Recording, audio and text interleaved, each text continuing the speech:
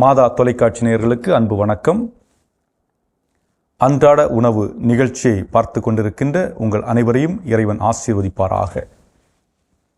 இன்றைய நற்செய்தி சிந்தனைகள் என்று பார்க்கின்ற பொழுது 4 சிந்தனைகளை இன்றைய நற்செய்தியிலே பார்க்கின்றோம். முதலாவதாக, இயேசு சீடர்களிடம் மக்கள் என்னை யார் என சொல்கிறார்கள் என்று கேட்கிறார். இரண்டாவதாக, விண்ணக திறவுகோலை பேதுருவிடம் ஒப்படைக்கிறார்.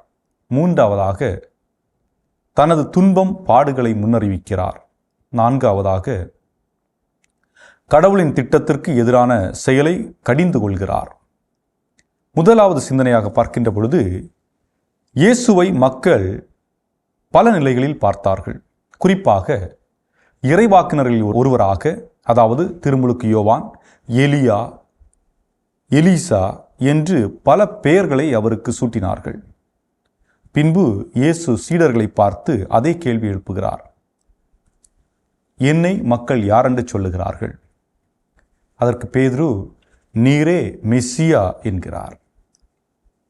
ஒருவேளை உங்களிடமும் என்னிடமும் இயேசு யார் என்ற ஒரு கேள்வியை கேட்டால் நமது பதில் என்னவாக இருக்கும்? என்னை பொறுத்தவரை எனக்கு இயேசு நல்ல மனிதர், இறைமகன், நண்பர், அன்பு செய்ய தெரிந்தவர், அன்பு செய்தவர், என்னை என் பலவீனங்களோடு ஏற்றுக்கொண்டவர், என்னை மீட்டவர், என் வாழ்வை இன்றும் என்றும் வழிநடத்தக்கூடியவர், என்றுமே அவர் மட்டுமே எனக்கு என்ற ஒரு சிந்தனையில்தான் நான் யோசிப்பேன். இரண்டாவது சிந்தனையாக பார்க்கின்ற பொழுது, விண்ணக திறவுகோல். இங்கே ஒரு கேள்வி வருகிறது. பேதுரு படித்தவரா இல்லையா? திறமைசாலியா? தெரியாது. ஆக அவருக்கு தெரிந்தது மீன் பிடிக்கும் தொழில். இயேசு மீன் பிடித்தவரை மனிதரை பிடிப்பவராக்குகிறார். அவரிடம் ஒரு பெரும் பொறுப்பை ஒப்படைக்கிறார். இயேசு தகுதி பார்த்து மனிதனை தேர்வு செய்யவில்லை. அவர் தேர்ந்தெடுத்து தகுதியுள்ள மனிதராக மாற்றுகிறார். உங்களை தந்தையாக, தாயாக தேர்ந்தெடுக்கிறார் என்றார். நீங்கள் நல்ல தந்தையாக, நல்ல தாயாக இருந்துள்ளீர்கள் என்பதற்காக அல்ல, மாறாக உங்களை தாயாக, தந்தையாக தேர்வு செய்து உங்களோடு இருந்து, உங்களோடு பயணம் செய்து உங்களை நல்ல தந்தையாக, நல்ல தாயாக மாற்றியுள்ளார் என்பதே. ஆக அடிப்படையில் அவரோடு இணைந்து பயணிப்பதே சிறந்தது. மூன்றாவதாக, புதுமைகள் செய்தார். இறந்தவர்களை உயிர்த்தெழச் செய்தார். ஆனால் இப்போது தனது பாடுகளை, மரணத்தை முன்னறிவிக்கிறார். முரண்பாடான செய்தி. இங்கே பிறரை தற்காத்து கொண்டவர் தன்னை தற்காத்து கொள்ள இயலாதா என்ற ஒரு கேள்வி கூட எழுகிறது. ஆனால் அவர் தன் நிலைப்பாட்டில் உறுதியாக இருந்தார்.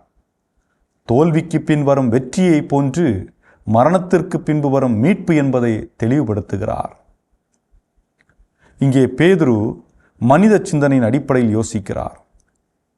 இந்த துன்பம், மரணம் எல்லாம் வேண்டாமே என்று இயேசுவிடம் கேட்கிறார்.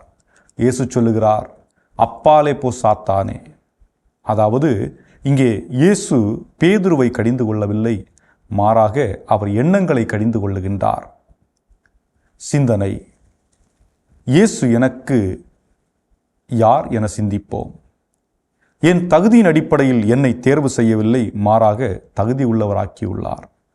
அதை போன்று இயேசுவின் பாடுகள், மரணம், உயிர்ப்பு இவைகள் வழியாக தான் நாம் மீட்படைய போகிறோம் என்பதுதான் நமக்கு சிந்தனையாக கொடுக்கப்பட்டிருக்கின்றது. என்றும் வாழும் எல்லாமல்ல இறைவா, தகுதியற்ற என்னை தேர்ந்தெடுத்து உம் பயணம், உன் பணி செய்வதற்காக அழைத்திருக்கின்றீர். அதற்காக உமக்கு நன்றி கூறுகின்றோம். தொடர்ந்து நீர்தாமே எங்களை வழிநடத்தவும். அது குருத்துவ பணியாக இருந்தாலும் சரி, குடும்ப பணியாக இருந்தாலும் சரி, குடும்பத்தில் உள்ள கணவர், மனைவியர், பிள்ளைகள், குருக்கள், அருட்சகோதரர் என்று அனைவரையும் நிறைவாக ஆசீர்வதித்து எங்களுக்கு உரிய வாழ்வை அளித்தருள எங்கள் ஆண்டவராய் கிறிஸ்து வழியாக மன்றாடுகின்றோம். ஆமென். இயேசுவுக்கே புகழ், இயேசுவுக்கே நன்றி. மரியே வாழ்க.